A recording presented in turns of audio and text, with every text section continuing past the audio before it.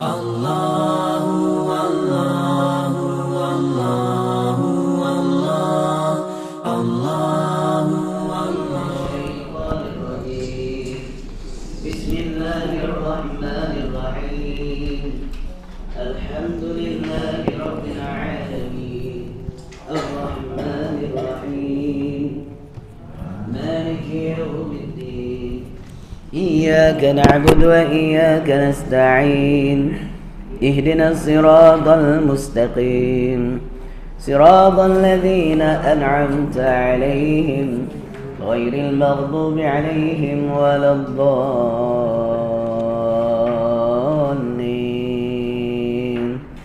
رب اغفر لي ولوالدي السلام عليكم ورحمة الله تعالى وبركاته. Alhamdulillahi Rabbil Alamin wa bihi nasta'in wa la hawla wa la quwwata illa billahil aliyyil azim. Allahumma salli wa sallim ala sayyidil mursalin wa ala alihi wa ashabihi ajma'in.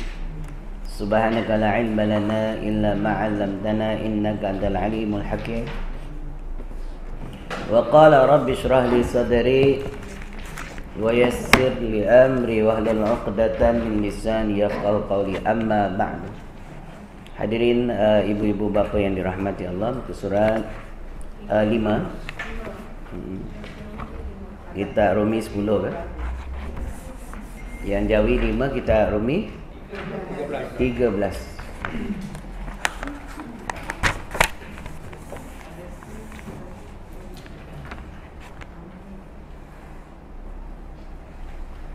Baik, qala musannif, adapun hadas itu terbagi atas dua bahagi situ. Yang pertama, hadas yang besar. Jadi ada orang ingat hadas besar itu berak, hadas kecil itu kencing. Bukan. Baik. Adapun hadas yang kecil, yang kedua hadas kecil lah. Adapun hadas yang besar itu iaitulah haid dan nifas dan wiladah dan janabah. Haid dengan nifas pada asalnya kedua-duanya darah yang sama, cuma berbeza waktu dia keluar. Kalau haid bagi wanita yang tidak mengandung, normallah dia sekurang-kurang haid 24 jam, yakni sehari semalam. Sebanyak-banyak haid 15 hari 15 malam. Kebiasaan haid orang Asia 6-7 hari. Orang yang bukan Asia 10 hari pun ada, 12 hari pun ada. Baik. Dia bergantung pada cara makan kita. Kalau orang belah-belah sana makan daging kuat kan, orang kata badan panas je, darah panas je, darah dia keluar lama sikit. Baik. Kalau ada pun nifas ni setelah wiladah, setelah melahirkan anak, keluarlah darah haid yang tertahan sewaktu dia mengandung. Jadi dia kumpul selama 9 bulan tu tak keluar-keluar darah. Lepas tu dia beranak, wiladah je, keluarlah darah haid yang tertahan tadi itu sewaktu lama mengandung. Jadilah dia nama darah nifas.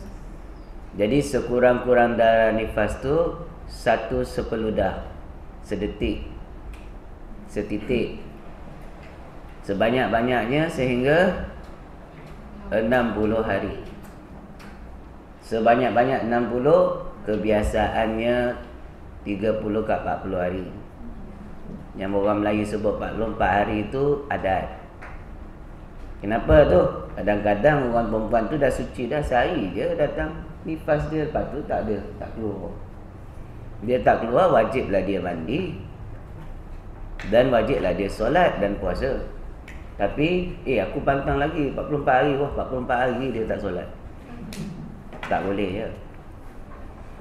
Jadi ada orang Melayu punya pantang 100 hari. Badan muka suami dia. Lepas tu suami geram, ditambah satu lagi, badan ke bini dia. Siapa selama now? Orang lain lah, bukan saya.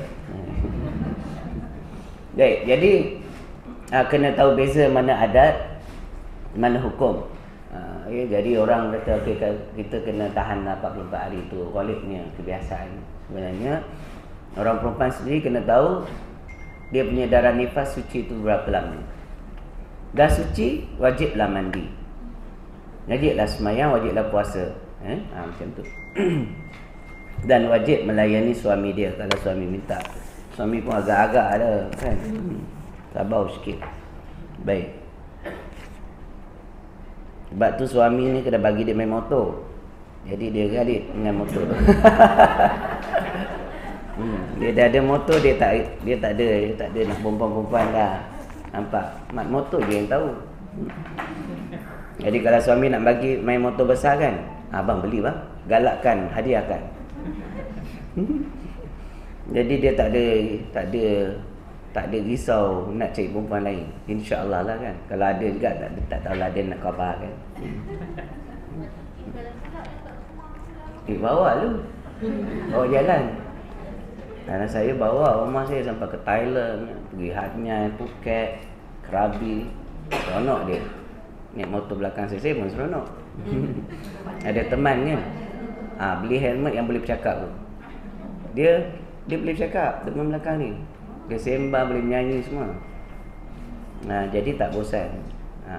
Kena hati-hatilah di jalan raya kan. Janganlah laju 18 cukup. Itu orang 18 tu tak laju sangat. Kira santai. 16, 18 tu dia santai. Dia hantar santai 200 ke atas. Jangan ikut baik. Motor besar ni dia bawa perlahan rosak. Motor tu rosak. Dia kena bawa, dia punya maintain dia 14 ke atas. Baik, qala musannif rahimahullah taala, sambung ya. Jadi hadas besar dialah kata dia haid, nifas, wiladah. Wiladah ni melahirkan anak. Ada orang lahir anak kering, tak ada darah. Bila dengan sebab melahirkan itu, maka dia kira berhadas besar. Wajib dia mandi kerana wiladah satu, wajib dia mandi sebab nifas satu. Macam mana nak mandi? Ada dua bab dekat situ. Dia lahir satu, kena memang wajib dah mandi. Kemudian darah pula kering. Waktu dia mandi, bila dia lepas dia melahirkan anak, dia tu wajib mandi satu. Orang yang sakit nak mandi ke? Pantang tu, akan mandi sesejuk tak boleh. Jadi dia tak mandilah beberapa hari tu. Dia cuma pakailah ubat-ubat apa semua kan. Rambut kena tocang atas. Jadi lepas dia kering darah, dia wajib mandi lagi. So ada dua mandi. Satu mandi sebab melahirkan, satu sebab mandi nifas. Okey. Jadi ulama menerangkan pada kita, berhimpun dua hadas yang wajib mandi, dua perkara yang wajib mandi, memadai dengan satu mandi. Tapi niat dia apa? Niatnya kata ulama ada dua. Dia boleh niat saja aku mandi nifas, ataupun niat saja aku mengangkat hadas besar. Sudah melepasi dua ni. Tak payah niat satu-satu. Kalau niat satu, memadai dah. Apa dia? Saja aku mengangkat hadas besar kerana Allah Ta'ala. Macam tu. Itu telah terangkatlah. Kalau haid pun terangkat, nifas pun terangkat, wiladah pun terangkat. Mudah. Tak payah nak mengkhususkan niat. Janabah. Ini janabah ni boleh dengan sebab keluar air mani, atau dengan sebab bertemu dua khitan. Jadi bertemu dua khitan ni, orang kena, kadang-kadang ustaz tak hurai dalam-dalam, jadi dia tak faham. Ya, orang faham bertemu dua khitan, bertemu dua tempat sunat. Maksud dia, kalau setakat bertemu je, tak wajib mandi lagi. Tak wajib mandi. Padahal kitab kata bertemu dua khitan. Bertemu ni makna bertemu je laga tu. Wajib mandi? Tak wajib mandi.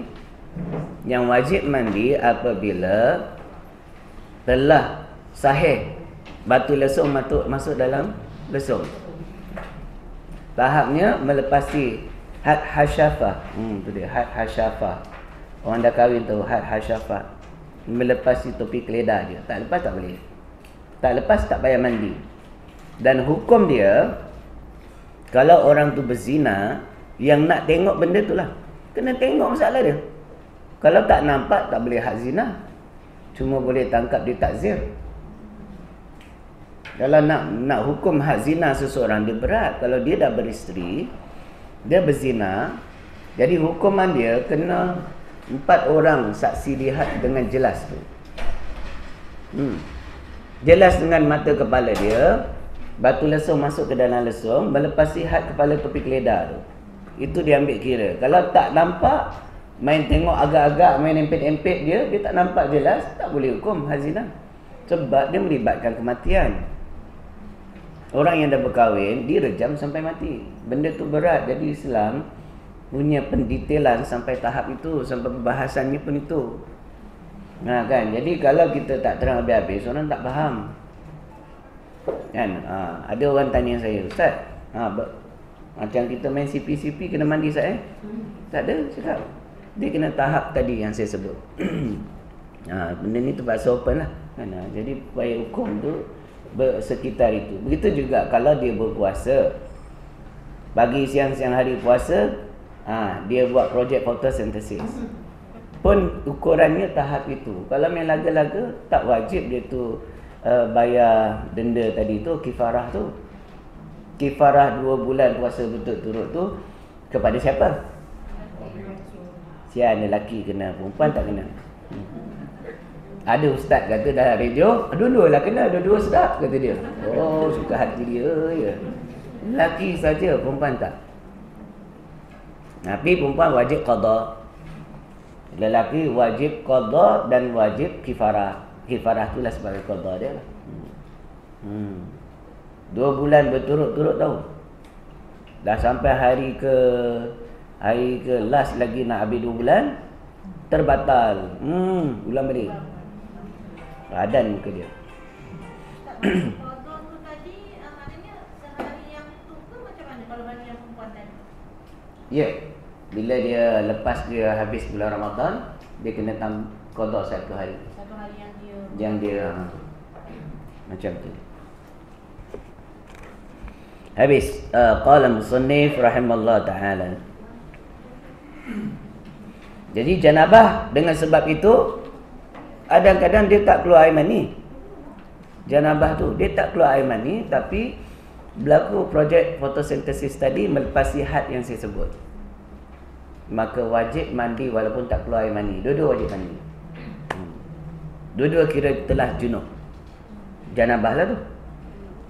Macam tu. Ya. Ada orang cakap kadang saya tak puasa bulan puasa kan. Okey, bagus. Bagi orang yang pandai buat hela, licik, dia batalkan puasa dengan yang lain dulu. Batalkan puasa, minum air dulu. Jadi dia ni kira pandai lah. Licik betul otak dia.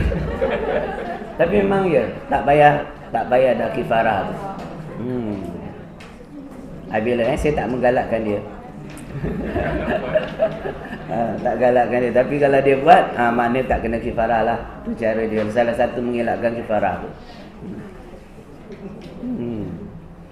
Baik, qala musannif rahimahullah. Adapun hadas yang kecil pula. Hadas yang kecil ni boleh jadi dengan sebab kencing ataupun berak, ataupun dia tak kencing tak berak tapi kentut. Kentut tu menyebabkan dia berhadas kecil. Bagi mazhab Syafi'i, bagi mazhab Hanafi, sendawa. Sendawa tu menyebabkan batal air sembahyangnya, maka dia berhadas kecil. Jadi bersentuhan dengan kulit lelaki dan perempuan yang halal nikah dengan dia, termasuk isteri dia, menyebabkan dia menjadi berhadas kecil. Jadi maksud hadas kecil tu orang yang tidak berwuduk. Kalau dia berwuduk, maknanya dia tidak berhadas. Jadi normalisasi kita atau fitrah kejadian manusia tu, hendaklah diri dia sentiasa berwuduk, bermaksud dia senantiasa dalam keadaan suci daripada hadas. Inilah patut fitrah kita. Lazimkan berwuduk, sebab wuduk tu fitrah kita. Wuduk tu nur, cahaya. Iman nur, cahaya. Jadi dia akan mesra. Masuk iman dalam diri kita senang. Ilmu nur, dia akan masuk dalam diri kita senang sebab ada wuduk tu. Kalau kita nak mempelajari ilmu kebatinan, ilmu batin ni dua bahagi. Satu, ilmu nak membersihkan hati daripada zulumah, daripada hijab. Ini jalan sufi. Satu, ilmu kebatinan yang dimasukkan di sini ialah ilmu yang berkait dengan benda yang gaib. Contoh benda gaib ni banyak. Allah sini pun gaib, alladzina yu'minuna bil ghaib. Tak nampak dengan mata kepala, tapi yang dimasukkan sini batasan dia masih lagi alamul misal. Dia ada alam musyahadah, ini zahiriyah. Ada alamul misal di sebalik zahiriyah tu. Alamul misal ni alam mimpi, alam kejinan dan sebagainya. Dan ada dipanggil alam malakus sufla, alam pemerintahan Allah di sebelah bawah, alam malakut a'la, pemerintahan Allah Ta'ala, kerajaan Allah Ta'ala yang di sebelah atas, lebih daripada langit lagi. Jadi cerita dia alamul misal, tingkatan alamul misal ni sebagai contoh-contoh untuk mendekatkan diri dengan Allah. Adanya jin. Jadi nak masuk alam jin ni kena buka mata batin dulu. Jadi mata batin ni bagaimana cara nak buka dia? Melalui jalan menuntut untuk buka. Tak sama dengan jalan sufi. Allah buka dia dengan sebab bersih mata hati dia. Jadi Allah bukakan hijab, namanya maqam mukasyafah. Maqam mukasyafah dengan maqam kebatinan perubatan tak sama. Walaupun dua-dua boleh nampak, tapi nampaknya jalan perubatan tu dipanggil ma'unah, bukan karamah. Tapi orang yang mukasyafah dipanggil karamah. Apa beza ma'unah dengan karamah? Ma'unah ialah pertolongan yang Allah kurniakan pada seseorang hamba walaupun dia tidak soleh, asalkan dia mukmin. Dia beriman, boleh buka dengan jalan beramal dengan ayat-ayat Allah atau zikir-zikir tertentu. Itu dipanggil zikir fadilah. Ayat pun ayat fadilah. Ayat-ayat Allah ni, keagungan ayat Tuhan ni, ayat Allah ni, Quran, boleh buka mata batin. Tak sama dengan jalan orang sufi. Dia berzikir bukan sebab nak buka mata batin. Dia beribadah lillahi ta'ala semata-mata. Allah kurniakan dia karamah. Jadi karamah hanya berlaku kepada orang-orang soleh, sama ada dia wali atau hampir kepada wali. Duduknya pada martabat yang ketiga, namanya martabat mulhamah, ke atas. Mulhamah, mutmainnah, radiyah, mardiyah dan kamil.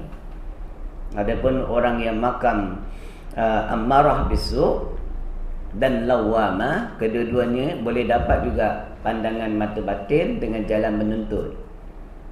Jadi dia tuntut, dia amal satu ayat, wa idza batashtum jabbarin contohnya, atau dia ayat-ayat lain lah. Ayat kalau nak kebal tu ayat Nabi Ibrahim, tidak qulna ya rukuni bardan wa salaman ala Ibrahim, atau ayat pendinding dia waja'alna min baini aydihim saddan wa min khalfihim saddan fa asyana fa la yubsirun. Ni semua ni ayat-ayat ni tertentu ni ada cara baca dia. Contohnya nak bercakap dengan orang yang kena jin kan, ayat daripada surah Yasin tu, kalau kita amalkan dia, ada satu ayat kita baca, jin akan jawab. Kan? Itu semua dalam alam perubatan. Jadi orang yang tak soleh pun, kalau dia beramal terus-menerus istiqamah, biasanya orang Melayu dia kata kena pati geni. Geni tu dia bukan betapa saja, dia makna beruzlah. Tak kira lah dia masuk gua ke apa ke, dia berpuasa, dan dia beramal dan jaga solat dia dan sebagainya, sampai Allah bukakan kelebihan tu. Tapi ini adalah tahap jika bagi orang sufi dipanggil masih lagi kategori hijab, sebab itu bukan tujuan. Jadi orang sufi boleh buat perubatan Islam juga, sebab Allah bagi dia kurniaan pada dia. Orang yang tadi pun ma'unah tu, pertolongan Allah untuk dia dapat bidang perubatan ke, dapat jurus ke apa semua ni, dia kalau berterus menerus di alam itu, dia jadi hijab di antara dia dengan Allah. Dia tak sampai makam sufi. Dia duduk tangga lawamah saja. Itulah beza dua benda tu, ya. Macam mana boleh pergi kat sini kan? Dalam ni ada Tok Bomo tak ni? Ya. Jadi batal air sebab, jadi orang-orang yang beramal macam ni selalu kena ada air sembahyang. Ya, orang buat perubatan Islam dia kena ada sentiasa, dia memerlukan air sembahyang tu, suci daripada hadas tu, sebab dia nak berhadapan dengan benda gaib. Dia nakkan pertolongan Allah secepat sampai apabila badan dia bersih dan suci. Suci daripada hadas maksud dia. Ni orang perempuan yang bila kedatangan haid orang kata jiwa dia lemah, semangat dia lemah lah. Sebenarnya bila dia kedatangan haid, dia tidak suci. Maknanya dia tidak suci daripada hadas.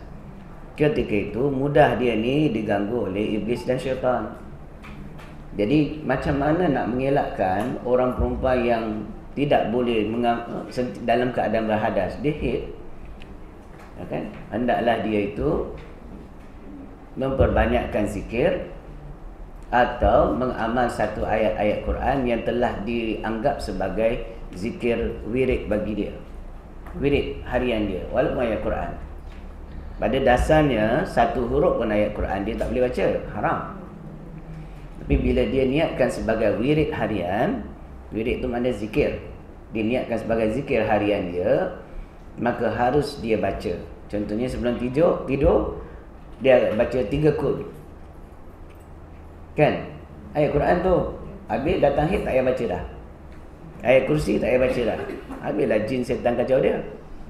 Hendaklah dia baca juga, niatnya zikir, maka hukum dia harus tidak haram. Ya. Penting. Jadi ingat tak boleh. Habis cucu dia kena sampuk, alamak aku haid lah, tak boleh ha? Boleh baca. Baca ayat kursi, niatnya zikir ataupun doa, boleh. Itu keharusan syarat. Itu panggil helah juga. Tapi ni helah ni yang baik.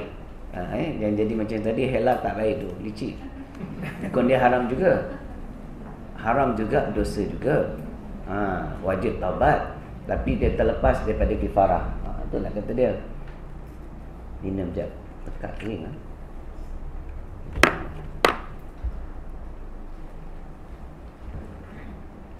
Kopi apa ni? Baik.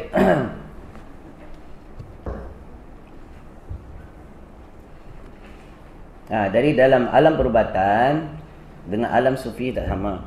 Biasanya orang sufi boleh buat perubatan, tapi dia tidak akan rekakan diri dia dengan perubatan tu. Tapi orang yang menuntut untuk jadi bomo, bukan tak boleh daripada fiqah dia, harus kena ada orang yang pakar dalam situ. Hukumnya fardu kifayah. Kena ada umat Islam, orang Melayu dalam kampung tu ahli perubatan Islam ni, dia kena ada. Hukum dia fardu kifayah. Kalau tak ada semua, tak ada tok bomo dalam kampung kita, berdosa. Satu kampung dosa. Sebab dia tahapnya fardu kifayah. Satu keperluan bagi masyarakat Islam. Jadi jangan anti bomo.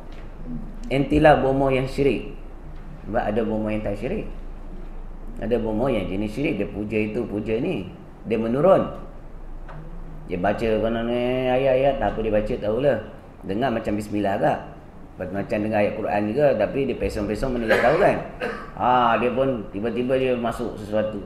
Assalamualaikum, saya Sunan Kalijogo. Itu tipu tu. Yang masuk tu jin. Wali Allah tidak akan masuk dalam jasad manusia, mustahil. Tapi syaitan, iblis boleh masuk, jin boleh masuk. Jadi hukum perubatan secara secara begitu haram. Menurunkan hukumnya haram. Nanti aku punya saka datang. Saka sebelah dia punya moyang lah. Moyang dia ada tali sampai pada wali kata dia. Tiba-tiba moyang dia sampai. Itu tu jenis haram. Lagi syirik yang demikian tu. Jadi perubatan yang dibolehkan oleh syarak, dibacakan ayat-ayat Quran macam sahabat Nabi baca Fatihah, maka dengan Fatihah tadi Allah sembuhkan penyakit. Yang tu boleh. Atau dibacanya mentera. Mentera bahasa Jawa. Bahasa Jawa dia ada kitab perimbun, ada banyak mentera, tapi mentera tu artinya adalah doa kepada Allah. Hukumnya harus. Yang tak boleh mentera tahap bahasa dia memuja syaitan dan sebagainya, yang itu haram. Syirik lagi haram. Kena tahu beza tu. Jadi bomoh, sebut bomoh belum tentu dia tu syirik. Ya. Jadi ada orang dia anti bomoh pasal ada ustaz kata bomoh jangan, sebab Nabi kata jangan jumpa bomoh. Yang Nabi maksudkan bomoh mana? Tukang telik mana? Tu maksud dia. Bila duit hilang sangka buruk dengan orang mencuri, pergi jumpa bomoh. Baik. Macam mana bomoh tu boleh tahu? Baik. Kita datang jumpa dia, dia kata, tak apa, saya dah tahu niat awak. Ada bomohnya tu kan? Hebat dia. Sebab satu dengan satu jalan. Biasanya bomoh yang macam tu ialah bomoh yang ada kadam. Kadam jin. Bila awak datang saja, dia dah suruh pergi. Siap boleh tahu lagi kat mana duit awak. Satu. Yang kedua, dia pun teka juga nak melagakan setan, melagakan awak dengan suami awak. Pergi tanya, rupa suami aku punya kerja ni, untuk kedarah dia aku tak ingat ni. Jadi balik dia marah kat suami dia, bergaduh suami isteri, setan suka. Padahal tak pun, suami dia kata, mana ada, wallahi. Janganlah bang, saya dah tahu abang. Mana kau tahu ni? Ada lah. Dia pergi jumpa Tok Bomoh tadi tu. Tok Bomoh tu mainkan dia. Iblis syaitan mainkan dia. Tapi ada juga yang jenis pakai kadam. Kadam ada dua. Satu kadam kafir, satu kadam ni Muslim. Jadi ada golongan jin ni ada dua golongan. Satu daripada sudut agama, ada yang kafir, ada yang Muslim. Kemudian yang Muslim tu dia bagi dua lagi. Dia ada kadam kita panggil kadam yang merdeka, jin yang merdeka, ada yang jin yang bangsa kadam. Sama manusia ada yang merdeka, ada yang khadam. Pada zaman Nabi dulu, Bilal ibn Rabah umpamanya, asal daripada khadam, dibebaskan dia. Jadi macam cerita Piramli tu yang kena jual tu, Ismail Quran Raja, Usman Raja pula, yang dia kena jual tu jadi kadam. Dia asalnya orang yang merdeka, tapi bila dia buat sesuatu, dia dijual dalam perjanjian dia. Jadi ada kadam. Jadi hukum kadam dengan hukum orang merdeka tak sama. Auratnya pun tak sama. Aurat perempuan yang merdeka seluruh tubuh badan dia kecuali muka dan tapak tangan. Tapi aurat perempuan yang hamba sahaya antara pusat dan lutut. Mengajar laki-laki. Padahal dia perempuan, dia bukan jin. Itu perempuan yang hamba sahaya. Dia panggil hamba sahaya ataupun khadam. Sebab itu tradisi Arab yang jahiliah ni, selepas daripada Nabi dah telah memerdekakan orang perempuan, dan ada di kalangan hamba-hamba sahaya yang didapati melalui peperangan, hamba sahaya ni terkadang mereka tak pakai tudung, tapi dia sebagai pelayan bagi tuan dia dalam rumah. Jadi lama kelamaan selepas jauhnya antara jarak Nabi dengan kita, zaman berzaman ratus tahun, akhirnya pak-pak Arab ini, hamba sahaya tadi tu dia suruh buat menari gelik. Dia panggil dia kawan-kawan dia datang kat rumah buat jamuan, jadilah belly dancing tu. Tu yang menari tu ialah hamba sahaya dia. Dia boleh terbuka atas, semua boleh. Dia di hadapan lelaki yang merdeka, dia boleh buka sebab aurat dia macam lelaki perempuan. Sebab itu jadi gelik, jadi budaya yang tak sihat. Sampai sekarang ni dah jadi maksiat. Faham? Akhirnya budaya jahiliah sebelum Nabi tu dibuat semula oleh orang-orang Arab. Termasuklah kerajaan-kerajaan sebelum ni, kerajaan Islam sebelum ni, akhirnya Allah runtuhkan dia, banyak maksiat, kezaliman dalam tu. Dan memang tak ada Allah berlaku lah macam tu. Akan zaman pemerintahan khalifah akan binasa sampai berapa tingkatan, sampailah zaman kita sekarang. Jauh pergi dah ni sejarah ni. Kita jin dia tadi kan. Awak kerja akhirnya. Jadi jangan ingat saya bomoh, saya bukan bomoh. Nak buat kerja, kadang orang datang 2-3 pagi kan. Dia telefon, Ustaz, tolong Ustaz. Kenapa? Anak saya kena sampul Ustaz, anak perempuan. Pergilah jumpa tukang ubat. Kat kampung awak kan ada. Saya kat rumah tukang ubat lah ni. Rumah bomoh kampung tu. Kampung orang biar kan. Habis saya cakap, habis macam mana? Ni bomoh suruh telefon Ustaz. Udahlah saya kata, ya Allah, saya ni bukan bomoh, tak pandai ubat, tolonglah kan. Tapi lah tolong Ustaz, anak saya ni kesian. Anak perempuan, dah anak dara dah. Mungkin nak tanah atau pergi lagi kat rumah bomoh. Cakap bomoh, awal ni bomoh. Saya lah dia sekolah. Dia panggil ni saya kan. Tapi apa kita nak buat ni? Kita dengar ayat-ayat Allah ni memang banyak fadilat dia. Sebelum keluar, kita tawakal pada Allah dulu. Kita baca ayat kursi 1 kali. Kita baca subhanallah, alhamdulillah, wa la ilaha illallah, Allahu akbar 7 kali. Kelebihan dia, malaikat 70,000 malaikat akan mengiringi perjalanan kita. 70,000 tau. Tu janji Allah, hadis sebut. Dia jalan, jadi saya sampai rumah bomoh tu, dia budak tu dah baik. Dia sampai je, saya masuk, alhamdulillah Ustaz, dia dah baik Ustaz. Dia dah baik. Saya cakap, dia takutlah malaikat yang mengiringi berapa ramai. Jadi saya bawa dia, jom ikut saya balik lah. Dah bawa balik rumah dia. Dalam perjalanan dia kena balik. Jadi sampai kat rumah dia, alhamdulillah kita bacalah ayat kursi, ada kaedah-kaedah tentu tu. Allah pun selamatkan dia.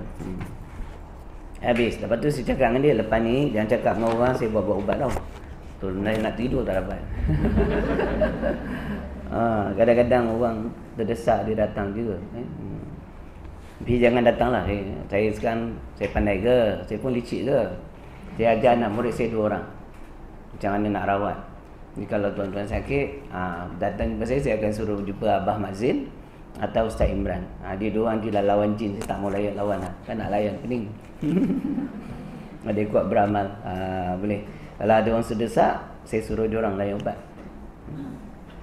Tapi yang Ustaz Imran tu tadi, pasal banyak sangat orang panggil dia pergi berawat, pergi bersihkan kedai lah. Kedai tu jalan sendiri, dia punya barang boleh jalan sendiri.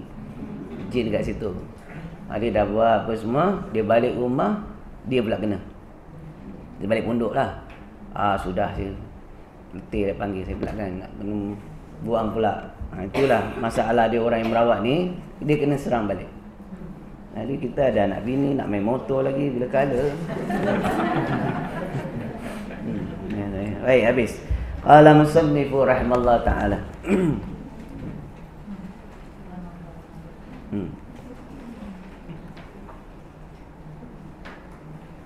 Yakni tiada berair sembahyang. Demikianlah yang dinamai hadas yang besar dan hadas yang kecil. Adapun sebab wajib mandi itu 6 perkara. Yang pertama, mati yang bukan mati syahid. Jadi yang mati, bila mati saja wajib memandikan dia. Siapa yang wajib mandikan? Orang yang hidup lah, takkan dia nak mandi sendiri. Kita berkewajipan memandikan jenazah. Itu satu.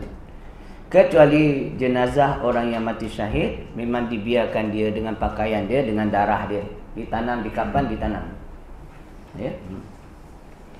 Dan yang keduanya sebab haid. Sebab kedatangan haid. Jadi sekurang-kurang haid tadi 1 hari 1 malam, 24 jam. Macam mana yang dikatakan 24 jam tu, ramai yang keliru. Darah haid, kadang-kadang orang lelaki lagi dia ingatkan darah haid ni keluar je 1 hari 1 malam keluar. Sebenarnya kebiasaannya darah haid ni dia akan keluar beberapa ketika. Dia takkan keluar 24 jam, keluar terus menerus, mati dia kan. Darah keluar mengalir je tak.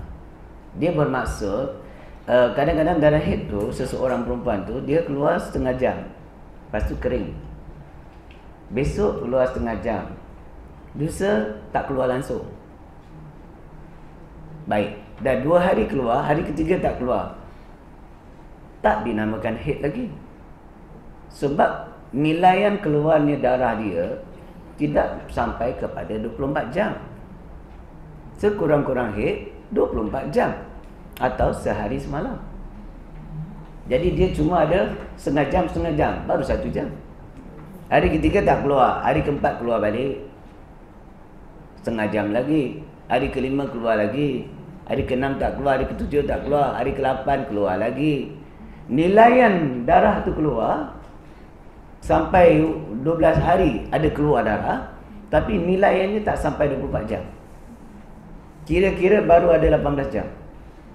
Tidak dinamakan haid. Dia adalah istihadah. Wajib mandi, wajib solat.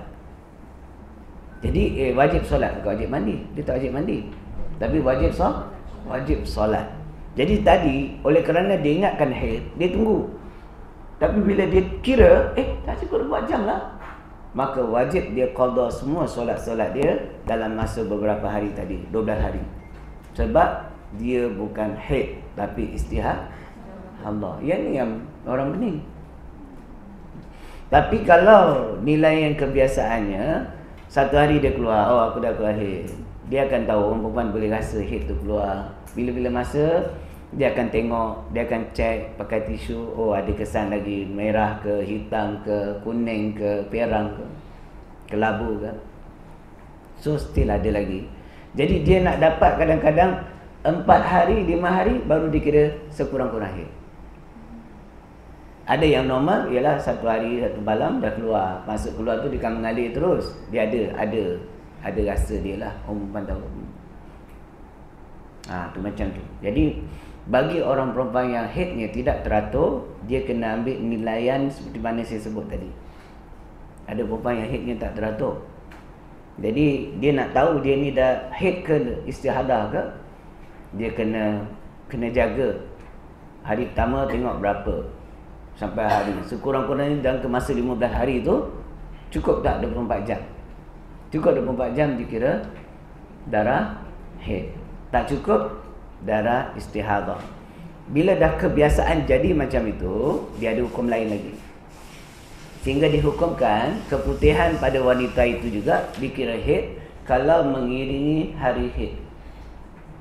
Doktor cakap keputihan bukan haid. Memanglah logiknya keputihan bukan haid. Tapi kalau sekiranya dia mengiringi hari haid, dia adalah haid. Orang perempuan kena tahu. Nampak tak? Dan lelaki pun tahu, perempuan lagi lah tahu. Kau perempuan tak tahu? Kepala lah. Jangan jadi perempuan. Keputihan yang mengiringi hari haid, maksudnya hari kelima haid dia, hari keenam keputihan, hari ketujuh keputihan, masih haid lagi. Ni bukan darah, doktor cakap bukan. Memang doktor cakap bukan, hukum cakap. Hukum syarak tu, dia mengiringi hari haid tu. Jadi kalau betul-betul dia suci, dia tahulah, orang perempuan tahu dia macam lendir yang bersih, yang jernih, color jernih, kira dah suci. Tapi kalau orang itu memang berpenyakit keputihan, lain pula hukum dia. Hendaklah dia iktibarkan kebiasaan haidnya berapa hari? 6 hari, 7 hari, kira 7 hari haid lah, suci. Wallahu a'lam. Qala musannifu rahimallahu ta'ala. Lagi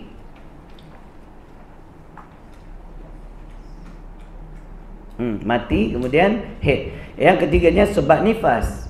Darah nifas tadi dah urai. Sebab beranak, lepas beranak keluar darah nifas tu. Dan yang keempatnya sebab wiladah, yakni beranak. Sebab beranak tu sendiri kira datanglah, dia kira orang itu sedang berjunub, sedang berhadas besar. Dan yang kelima sebab bertemu 2 khitan. Jadi yang ni orang selalu tak urai. Bertemu Ini makna bertemu.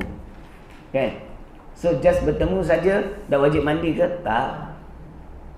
Kalau keluar air mani, yang keluar air mani itu wajib mandi. Sebab keluar air mani, bukan sebab bertemu. Jadi kalau dia seperti yang saya sebut tadi, baru wajib mandi. Melepasi had hasyafah tu, baru wajib mandi. Walaupun tak keluar air mani, wajib mandi. Dan yang keenamnya, sebab bermimpi serta keluar mani. Ni biasa orang nak sampai balik, dia mimpilah. Kadang-kadang tak balik pun mimpi ke. Dia dah balik, dah tua-tua pun mimpi lagi. Mimpi Sidina Liza lah pula. Keluar agak. Adapun hadas yang besar itu tiadalah sunyi, tiadalah suci dengan dibasuh, melainkan dengan mandi saja. Kalau orang tu berhadas besar, wajiblah mandi hadas. Macam mana nak mandi hadas? Menurut cara yang diajarkan oleh Nabi SAW. First, Nabi kalau bangun tidur, Nabi tak suka usap tangan dia dengan tangan dia ke muka. Jadi kalau kita bangun tidur, jangan usap muka kita. Walaupun berdoa, jangan usap. Satu, Nabi tak buat. Jadi kita ulama fikir, kenapa Nabi tak buat? Kerana di malam hari tangan kita tak tahu dia pergi mana. Sebab ni dia tengah garuk kurap ke. Kita tahu kan. Macam-macam. Satu. Yang kedua, bila kita tidur, enzim kita keluar, ada something keluar daripada kulit kita. Jadi kata kita kadang-kadang dia pegang kemaluan dan sebagainya. Bila kita usap di muka, dia menghilangkan seri wajah. Itu dia. Baik. Yang kedua, Nabi akan ambil tangan dia, Nabi akan sebelum mandi, Nabi akan basuh tangan dia dan letak di tempat yang kesat sikit. Bukan gini sampai kasar sangat. Tempat yang kesat. Atau kita sekarang ni ambil sabun lah. Sabun tu dia mencuci. Lepas Nabi buat macam tu, Nabi akan mengambil air semayang. Nabi ambil wuduk. Seperti biasa kita ambil wuduk. Nanti saya ajar cara wuduk Nabi. Yang kita belajar tu dah betul, tapi Nabi berwuduk macam mana caranya? Dia bab lain, tak cukup masa. Jadi ambil wuduk, Nabi akan tinggalkan basuhan kaki. Nabi tak terus basuh kaki. Dia dah ambil wuduk semua kecuali kaki. Nabi akan mandi bermula daripada atas sebelah kanan. Ada orang kata, basah kaki dulu. Tumit kaki, lutut, atas. Itu mandi perubatan nama dia. Mandi aurat. Tapi ada orang kata dia sunnah Nabi. Saya tak jumpa dalil dia. Jadi saya tak jumpa bukan berarti saya menolak tak. Baik juga sebenarnya. Kemungkinan sebelum mandi wajib lah kita buat macam tu, bagi badan kita selesa menerima air sejuk. Tapi yang Nabi buat ialah dari atas sebelah kanan, tuang, niat, jatuh je air dekat kepala, niat saja aku mandi wajib kerana Allah Ta'ala kan. Ataupun saja aku mandi wiladah, saja aku mandi nifas, boleh je. Saja aku mengangkat hadas. Dah. Berarti sebelah kanan, kemudian sebelah kiri. Lepas tuangan pertama sebelah kanan, tuangan yang kedua sebelah kiri. Okey. Jadi masa zaman Nabi dia ada pakai paip, pakai gayung, cebok, atau pakai kendil, atau pakai simpanan air dalam kulit tu. Orang panggil apa? Kirbah. Nabi pakai itu kalau waktu musafir. Baik, mandi. Lepas dah mandi, Nabi akan ratakan seluruh tubuh badan dia, termasuk kemaluan dan dubur, dengan tapak tangan. Kalau dengan dubur dan juga kubur, berlari belakang tangan. Lain tapak tangan rata, dalam kuku, dalam jari semua rata daripada atas sampai ke bawah. Kemudian basuhan akhir mandi Nabi itu, Nabi basuh kaki dia. Jadi terangkat sekali wudu dan juga mandi wajibnya terangkat. Kenapa Nabi tak buat perkara yang membatalkan wudu ketika mandi. Sebab dia tak pegang kemaluan dengan tapak tangan. But guna belakang tangan. Belakang tangan tak membatalkan air sembahyang. Depan tangan Jadi menurut Syekh Abdul Samad Al-Falembani dalam kitab dia Syiarus Sadikin jilid 1, kalau kita mandi buat perkara yang membatalkan wuduk seperti pegang kemaluan, maka tidak terangkat hadas kecil. Yang ni wuduknya batal, tapi mandi wajibnya lulus. Tapi bagi Syekh Abdul Ghani Yahya dalam kitab dia Idaman Penuntut jilid 1, dan dia ambil dalil daripada kitab Bujairimi Iqna, kitab Arab mazhab Syafi'i, antara kitab muktabar lah. Tak kisah.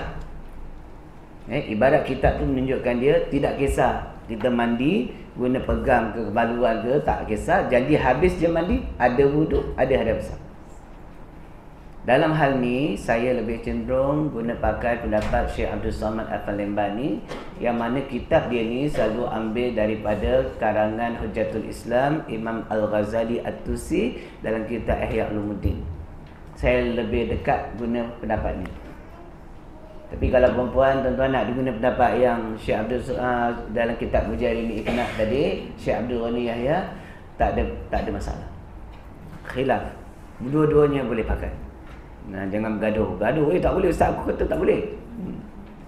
Sebab tu muallim yang mengajar, ustaz yang mengajar, dia kena terangkan khilaf ni juga supaya murid dia tak bergaduh. Sebab murid yang belajar kat dia macam ni, yang kawan tu mengajar macam ni. Dah dia kata ustaz kau tak betul. Kan? Padahal terangkan dua-dua sekali pihak ni jadi senang. Tak ada gaduh. Wallahu alam. Baik.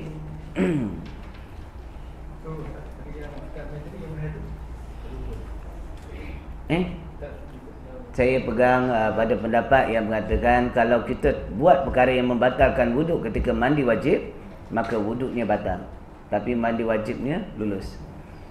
Sebab apa? Jaga. Ada orang nak mudah aja kan, nak mudah pakai yang tu lah, boleh juga. Dalam mazhab Syafi'i, nak berzakat, zakat fitrah, wajib guna makanan asasi tu, beras ke gandum ke, ya, dia tak boleh guna duit. Mazhab Syafi'i, mazhab qaul, percakapan fatwa Imam Syafi'i. Tapi di sana ada khilaf dalam mazhab Maliki dan juga di dalam mazhab Syafi'i sendiri. Ada dipanggil ashabus Syafi'i, ulama yang duduk dalam barisan mazhab Syafi'i itu. Ada kaul yang mengatakan boleh menggunakan duit ganti bagi beras tu, nilai yang beras. Jadi tak perlu kita taklid pada mazhab lain, terus boleh kita pakai sandarkan pada pendapat mazhab Syafi'i yang kata boleh. Dulu sikit hari, tak tahu tahun 90-an ke 80-an, kita akan kata inilah wang yang menggantikan beras fitrah yang wajib atas diri aku, bertaklid pada mazhab Maliki kerana Allah Ta'ala. Dulu tahun 80-90-an. Tapi sekarang tak payah dah. Saja inilah zakat fitrah yang wajib atas diri aku dan tanggungan aku pada tahun ini kerana Allah. Kenapa? Sebab Jabatan Agama jumpa kau tu. Memang ada, tapi dulu diorang tak nak pakai. Habis. Itu jenis khilaf yang sebenarnya sangat jadi rahmat bagi kita lah. Rahmatan ummah fi ikhtilafi a'immah. Rahmat bagi kita ni umat dengan khilaf yang berlaku di kalangan a'immah, ulama. Dia jangan bergaduh. Kita boleh pakai semua. Habis. Pakai tu ada kaedah lah. Kalau beralih mazhab, dia ada syarat-syarat tertentu untuk follow dia. Tak boleh main ambil, dia main cedok, tak boleh. Ya dia kata dah sudah lah. Jangan nak kuat apa dia lah. Aduh. Qala musannif rahimahullah ta'ala. Baik. Ada pun hadas yang besar, wallahu a'lam bisawab, akan datang kita bahas. Ya. Zakat beras ya. Oh, pernah buat beras?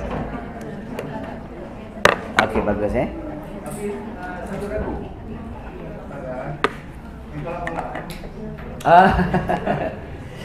Okey. macam main-main Ya, bagus.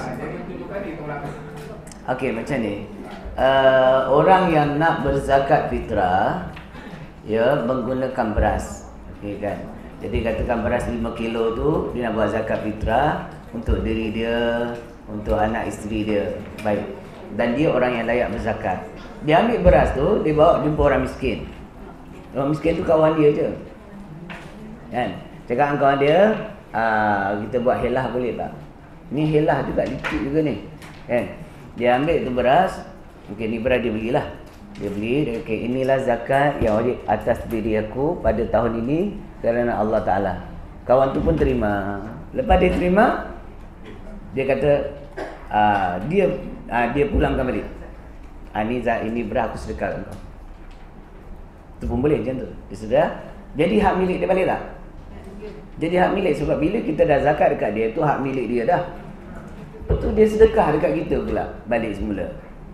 Kan? Dia sedekah tu atau dia hibah. Yang sedekah macam miskin lah. Dia hibah. Dia hibah, diberi pada kita, jadi hak milik kita.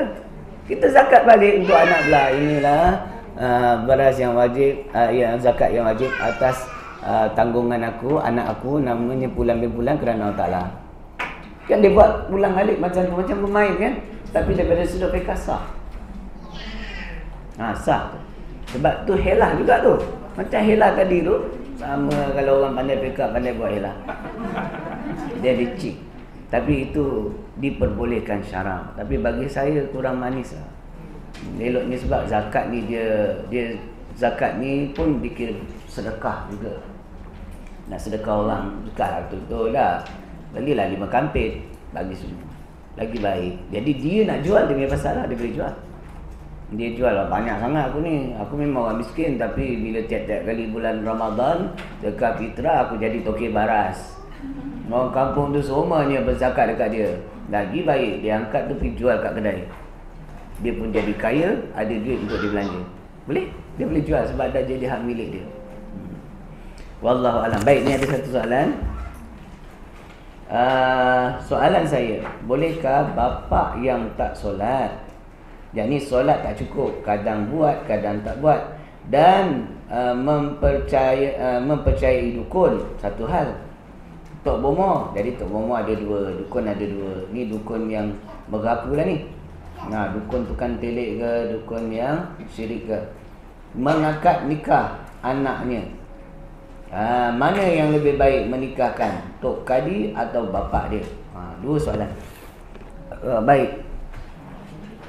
Dasarnya yang nak jadi wali nikah, kalau wali mujbir ialah bapa dia, datuk dia ke atas, moyang dia. Kalau moyang dia hidup lagi lah. 3 jalur ke atas ni dipanggil wali mujbir.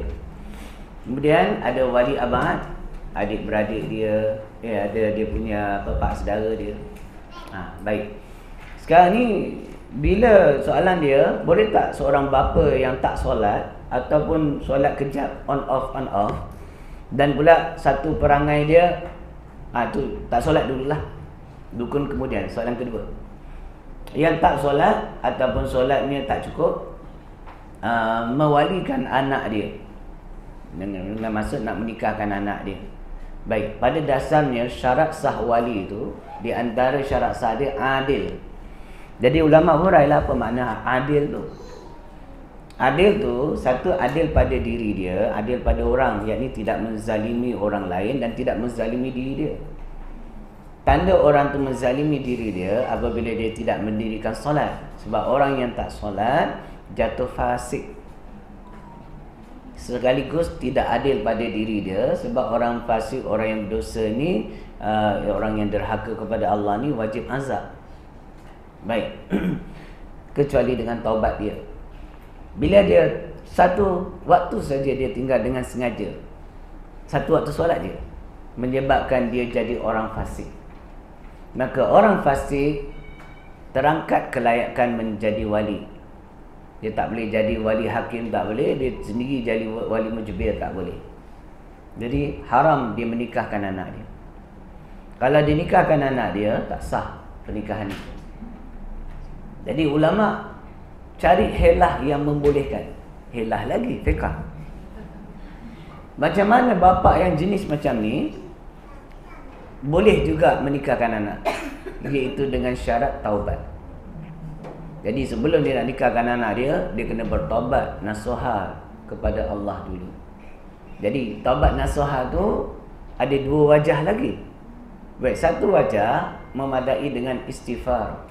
Taubat sungguh-sungguh, takkan ulang main judi, takkan ulang tinggalkan solat. Dan berazam macam tu, maka sah pernikahan dia. Satu lagi kata tak sah selagi dia tak qada sembahyang dia.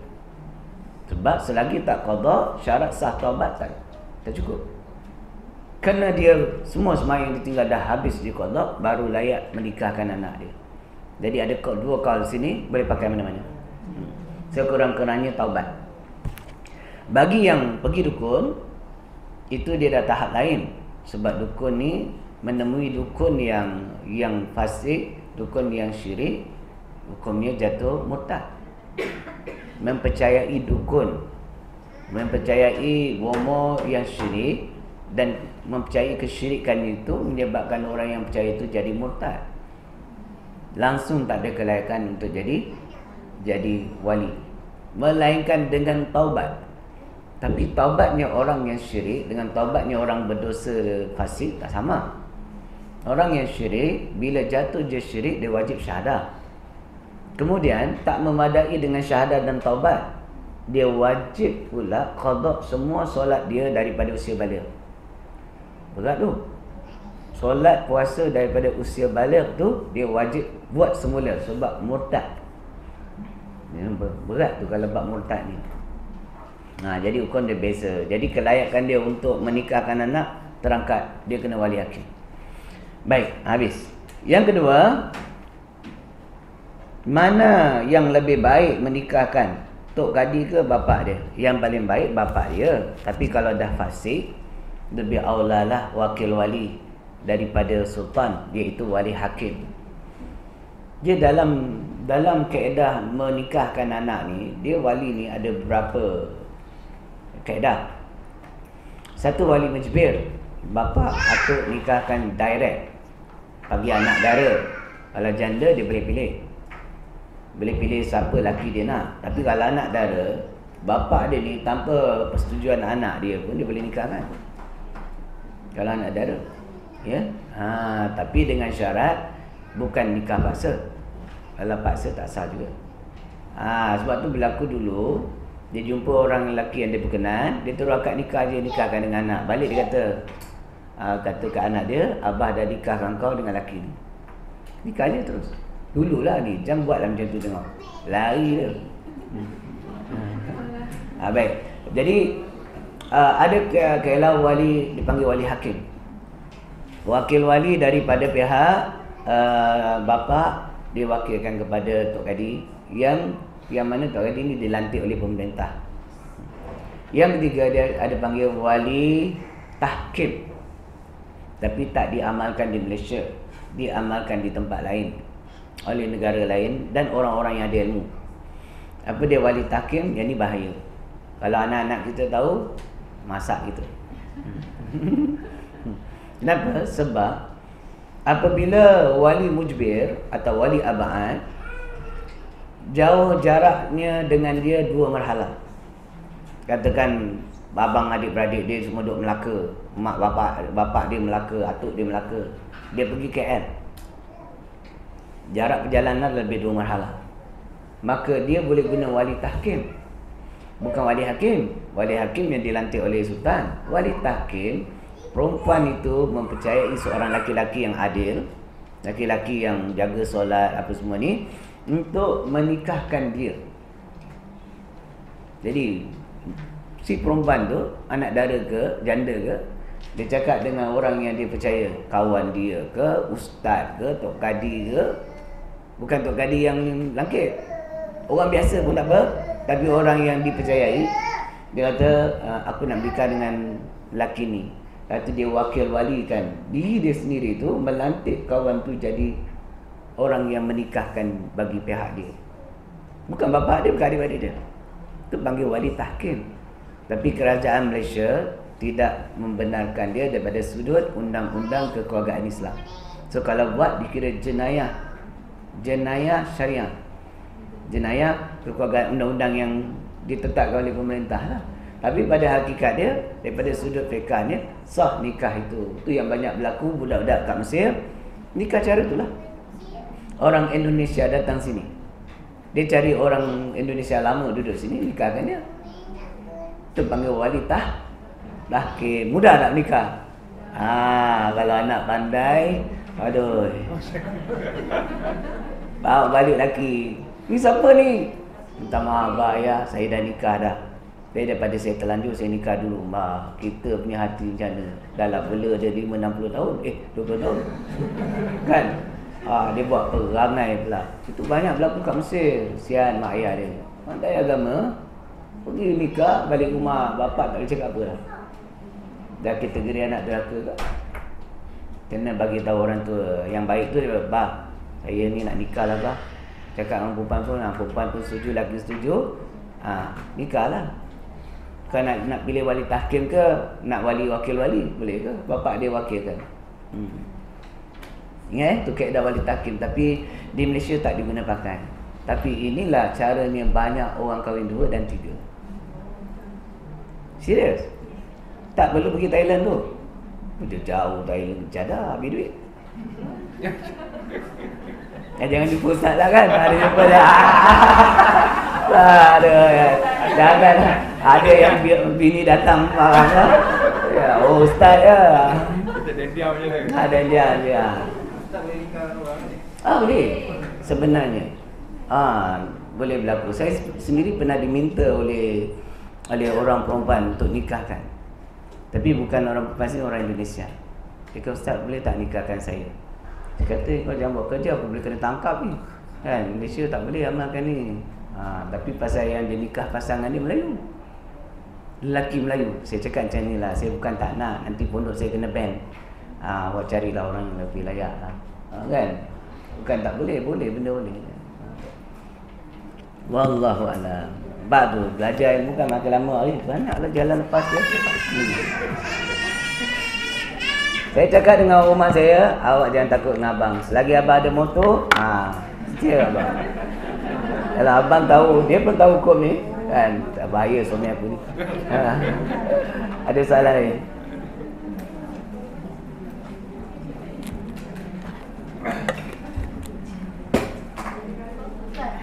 Ya, Puan. Nak tanya, anak janda nak kahwin muda, boleh tak bapak ni ada stroke, ingat apa kata ingat kata lupa. Lepas tu nak gantikan, nak jadi wali, adik dia pula autism.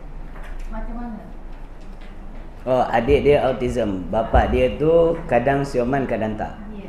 Baik, waktu dia dah sioman, waktu tu wakilkan wali.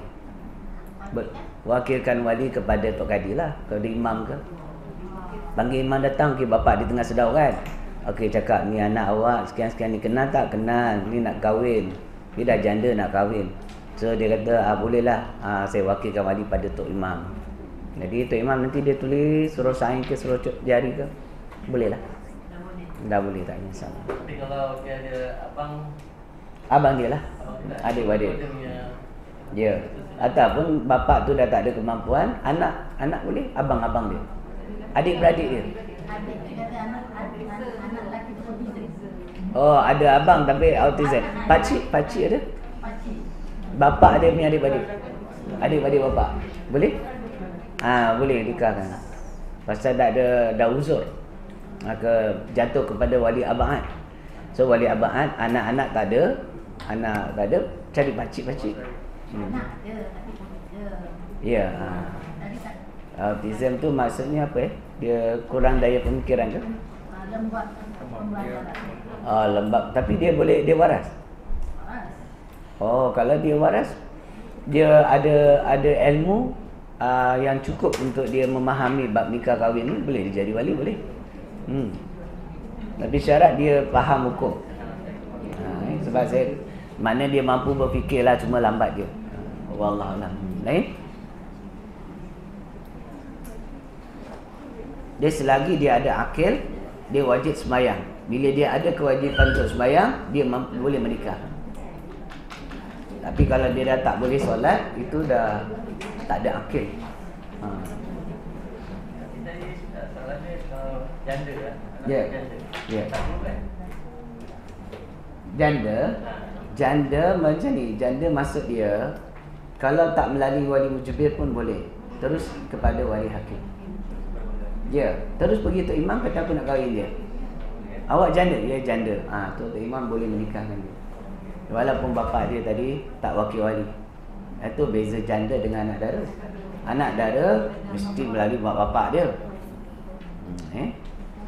Bapa dia lah. Allah.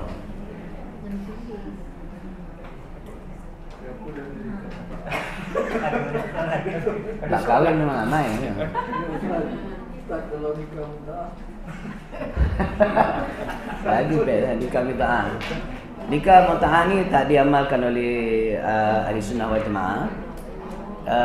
Mana-mana mazhab daripada mazhab yang masyhur, yang muktabar juga tak guna pakai muta'ah. Tapi muta'ah ni diguna pakai oleh orang yang berpegang pada mazhab Syiah. Macam mana nikah dia? Nikah dia jumpa perempuan mana pun, okey, sampai perempuan tu setuju nak nikah dengan dia, so dia boleh nikah. Dan nikah tu boleh jangka masa sekejap pun boleh. Okey, kita nikah 1 jam je lah, nak projek fotosintesis je. Jadi lepas projek dia cerai. Yang ni hukumnya haram, tak diperbenarkan. Pada dasarnya dulu, pada zaman peperangan, para sahabat pernah buat, tapi dia telah dimansuhkan. Tak dibenarkan. Kerana apa? Perkahwinan macam tu lebih kepada menzalimi hak wanita. Itu tak, kita tak guna pakai. Allah. Konsep buat barat, buat konsep. Dia yang kita rumah pencelah, rumah pencelah halal. Mana dia nikah dulu. Pergi kat tu. Ya. Itu sebenarnya haram ya. Tak boleh. Tapi yalah, kalau dekat belah-belah sana Iraq ke Syiah ke, dia ada rumah macam tu. Dia adalah perempuan tu berkeliaran kat kawasan tu, dekat tepi jalan pun ada. Sambil-sambil naik kereta dia. Hantar nikah dengan anak? No. Akad nikah masuk kereta jalan. Nak menghalalkan apa? Perbuatan zina tu. Sebenarnya tetap haram juga. Tak boleh. Mana disambung yang apa macam saya bilang nikah kontrak tu yang kontrak. Iya. Nikah. Iyalah dia besok. Dia kalau kontrak yang ikat tahun-tahun tu tak boleh. Tapi kalau dia kontrak macam ni boleh. Kontrak dia. Dia ada bini dah. Tu ada perempuan minat ke dia. Perempuan kaya. Bos kata tu, bos. Tapi single. Jadi dia perlukan suami. Dia cakap macam ni, bang, saya nikah ni nak keperluan batiniah saja. Jadi saya nak nikah dengan abang. Dia pun nikah, abang tak perlu bagi saya nafkah zahir. Saya nak batin saja. Bila saya perlu kita pergi. Bila ada kesempatan kita pergi. Dia cakap macam tu. Boleh nikah. Untung lelaki tu. Tak, dah terlepas. Sebab dia minta. Dia ada kemampuan. Tapi ni betul lah, dia perempuan dapat tangkap dia siap.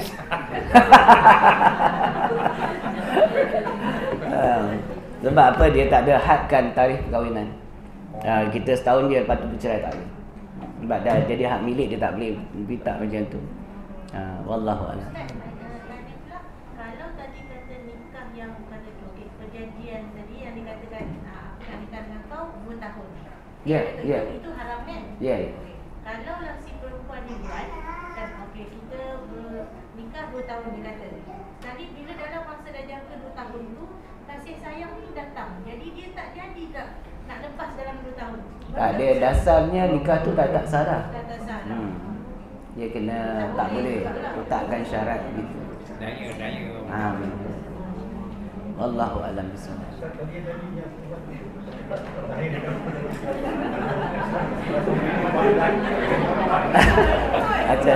Ada orang minta. Apa dia ada? Suami dia mati, Ya. Bagus soalan ni, saya suka. Harta faraid tetap berjalan. Melainkan perempuan itu menafikan dia. Dia tak mau. Kalau tak mau, maka dia tak dapat lah. Kalau tak, dia ada hak sebagai isteri untuk dapat faraid. Kalau ada anak pula, anak tu berhak dapat harta faraid. Dia harta, panggil harta waris. Wallahu a'lam. Tetap berlaku tau, ni pernah berlaku ni. Dekat Melaka. Suami dia meninggal, datang orang perempuan dengan anak-anak. Dia kata, ni suami aku. Dia kata, oh ni kepala kau tu. Tak pernah, dia tak tahu yang suami dia ni ada bini lain, ada anak lain. Terror. Nah, jadi apa berlaku? Harta faraid bergaduh lah. Dia ni kena buktikan dia adalah isteri kepada arwah. Tapi bila dia tuntut dapat, tu hak dia. Jadi kesianlah, tolonglah jangan buat jadi kesian ya. Jangan jadi macam tu Wallahu a'lam. Kalau nak kena gentleman. Kalau dapatlah.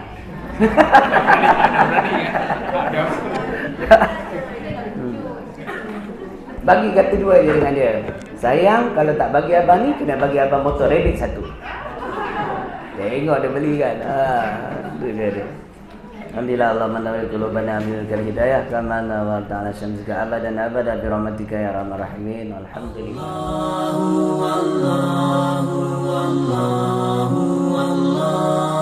Allah